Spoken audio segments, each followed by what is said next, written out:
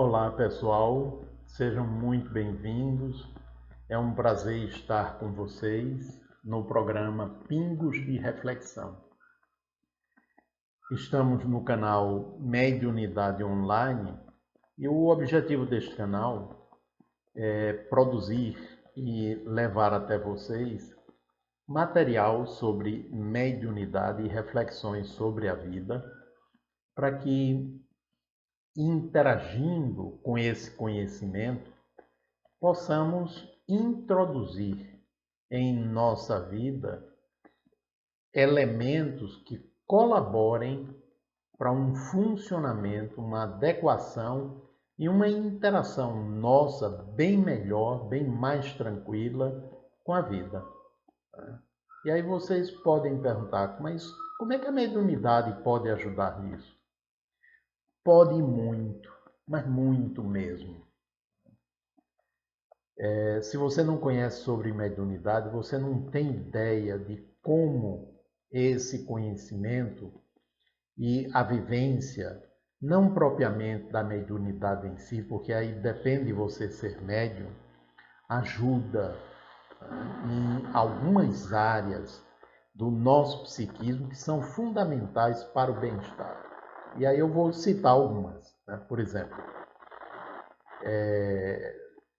conhecendo e estudando e vivenciando a prática mediúnica, mesmo que você não seja médium, por exemplo, fazendo parte de uma equipe mediúnica bem orientada, bem estruturada, porque certamente se não for, vai trazer muito mais perturbação do que qualquer coisa boa. Você estará em contato com outras realidades, outras dimensões da vida. E você vai se dar conta que esta realidade que nós pensamos ser a única e a verdadeira, ela não passa de uma construção da qual nossa mente individual e a coletiva faz parte, né? Ela não é real por si mesma, ela é transitória. E a gente compreende e começa a se dar conta que existem outras realidades. Realidades também construídas pelas mentes que se situam nesses outros planos de vida. Vamos ver que é uma coisa muito importante, que a consciência ela não cessa após a morte, ou seja, a morte não elimina o ser, não elimina o indivíduo. A morte elimina o corpo físico. Você, enquanto pessoa vivendo no mundo físico, você não existe mais. Tanto você vai ter que se habituar com isso, readequando-se ao mundo espiritual, como aqueles que ficam vão precisar elaborar a sua ausência, porque não vão lhe ver mais enquanto aqui estiverem. Exceto se forem médiuns, videntes, audientes, podem até, de vez em quando, receber a sua visita. Então, veja só, um dos mistérios e talvez o maior temor do ser humano, ele fica resolvido. Mas aí, se você não tem nenhum conhecimento sobre mediunidade e duvida disso, diz, mas como é que eu vou saber se é verdade? Investigue por você, não acredite em mim, não acredite nos livros, mas vá investigando até você sentir dentro de você que aquilo que você está entrando em contato é verdadeiro.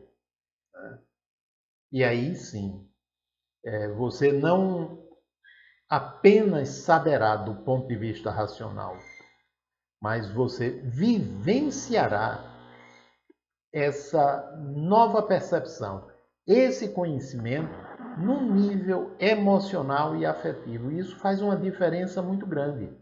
Você pode acreditar, né, que a morte é só uma passagem, que você e todos sobrevivem a ela, que há outros planos de existência, mas isso é um conhecimento teórico e racional. Pode ser que você, absorvendo isso, você se alivie. Mas você só vai saber realmente como você está quando você for testado pela vida. Ou pela doença de algum familiar querido, ou algo em você mesmo. E aí você vai saber se você aprendeu ou não. Se você aprendeu, né, por exemplo, você poderá sentir receio, né, mas lá dentro você terá certeza que, caso venha a falecer, você continuará vivo. Você será recebido por seres do outro plano. E você sabe que se você estiver aproveitando bem a vida, no sentido do progresso, do autoconhecimento, da prática do bem, da renovação dos pensamentos, você será recebido por amigos. Né? Você sabe que aquela história do céu, do inferno, né? Isso é uma alegoria para dizer que há zonas de sofrimento e há zonas de paz, de felicidade, e que há muitas outras dimensões, né, que, digamos, se encontram a meio caminho disso, né? Nem de plena felicidade, nem de pleno sofrimento. Né? Há regiões de sofrimento, você vai descobrir que sim, né? Que uma boa parte daqueles que morrem permanecem com o sofrimento que tinham aqui, né? Quando não viveram bem esse sofrimento. O que é viver bem? Aproveitando para se melhorar, para se conhecer, para se tornar mais forte. Né? Mas aqueles que vivenciaram o sofrimento no sentido da lamentação, da revolta, da raiva, da queixa, do queixume, esses, com toda probabilidade, permanecem do mesmo jeito que aqui estavam, né? Envolvidos pelo nevoeiro que a própria mágoa, a própria revolta criaram em torno deles. E aí você percebendo isso e escutando, ouvindo o depoimento dos espíritos, porque são depoimentos vivos, eles vêm, falam sobre suas dores.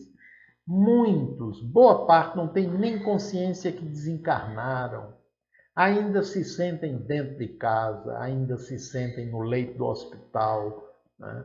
Ainda se sentem vivenciando a tragédia que culminou na sua desencarnação. Ou seja, estão como que congelados na experiência última da vida física. Né?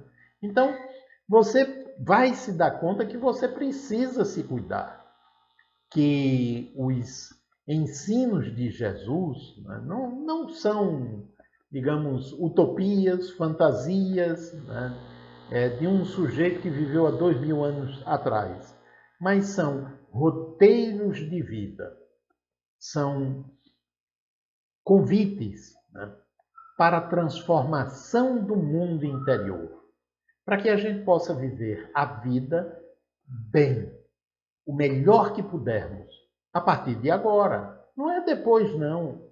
Não é depois da morte, não. É agora. Né? E a gente só pode fazer isso na medida em que a gente vai percebendo os elementos internos que colaboram para os medos, os temores, as raivas, as mágoas, né? E que levam a gente a querer controlar ainda mais aquilo que não dá para ser controlado. E aí a gente vai gerando sofrimento. Então, através dessas comunicações, a gente vai percebendo, vem um espírito, né, com muita raiva, porque faleceu.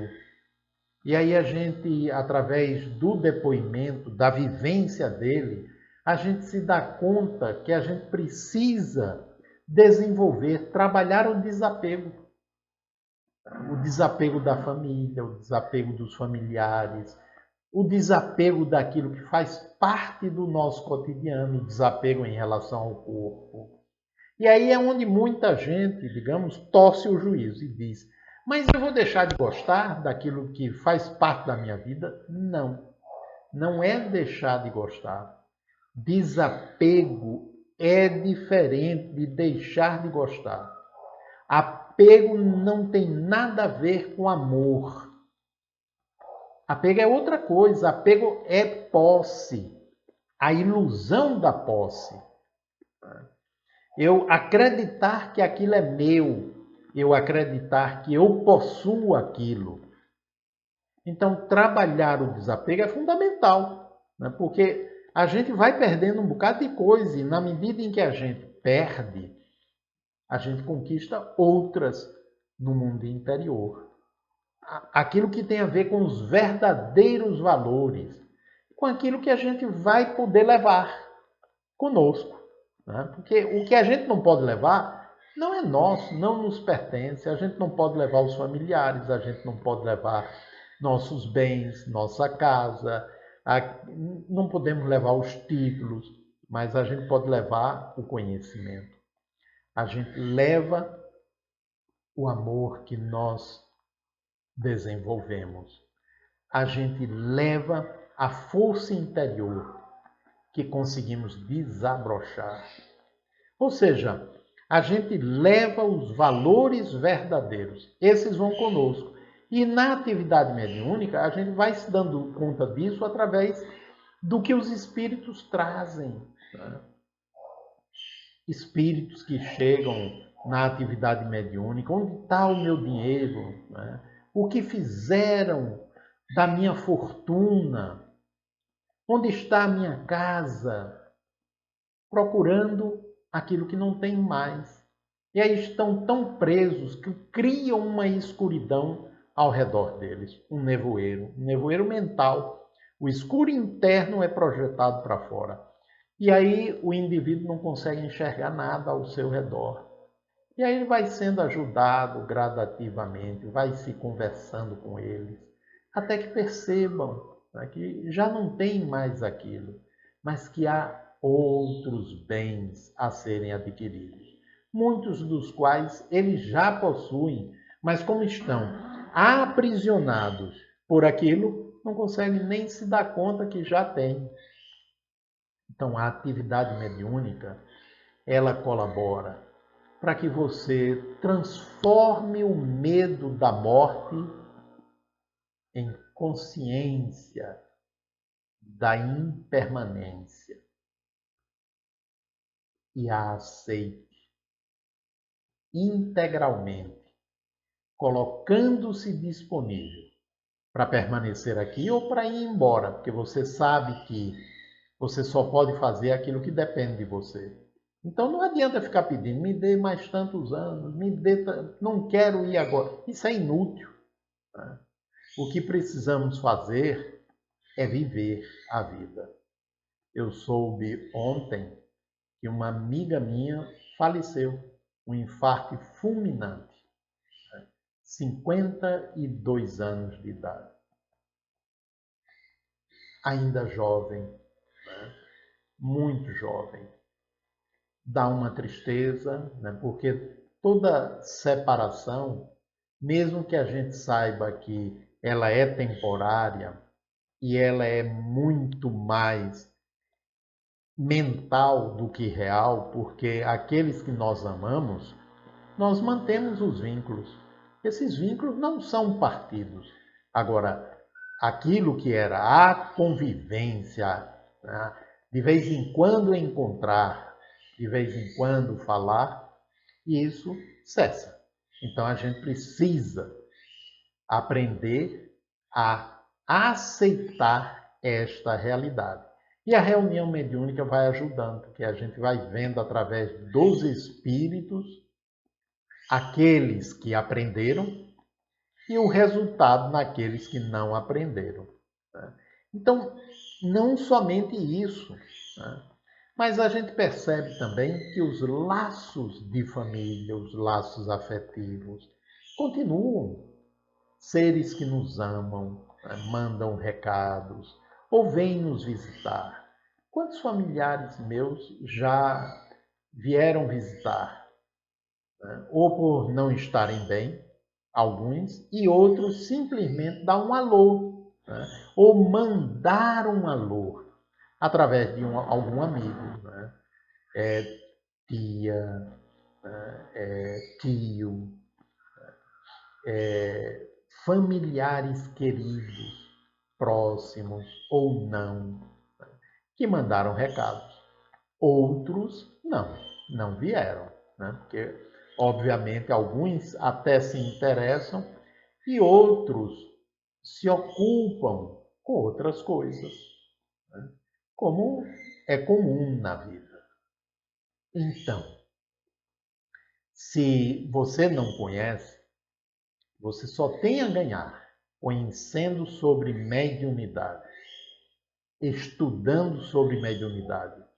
Eu fiz um vídeo que é sobre os livros que ajudam a entender o fenômeno, a conhecer a prática e a se situar com segurança no trabalho, na atividade mediúnica, né? Porque é fundamental que você entenda que mediunidade não é mágica, não é sobrenatural, é uma faculdade humana, uma habilidade do ser humano, como outra qualquer. E como outra qualquer, precisa ser bem utilizada, né? Agora, se a gente não precisa estudar, por exemplo, para usar os olhos, apenas aprender a usá-los de forma adequada, com a mediunidade é diferente. A gente precisa estudar, né? E tem outros vídeos que eu fiz também explicando o porquê disso. Então, um grande abraço. Fica o convite, né, para que você nos siga através dos vídeos que vamos postando e dos outros que já foram postados, ok? E se inscreva no canal, porque aí você vai receber a notificação, clicando no sininho da notificação, sobre os novos vídeos. Então, um grande abraço para todos e até o próximo.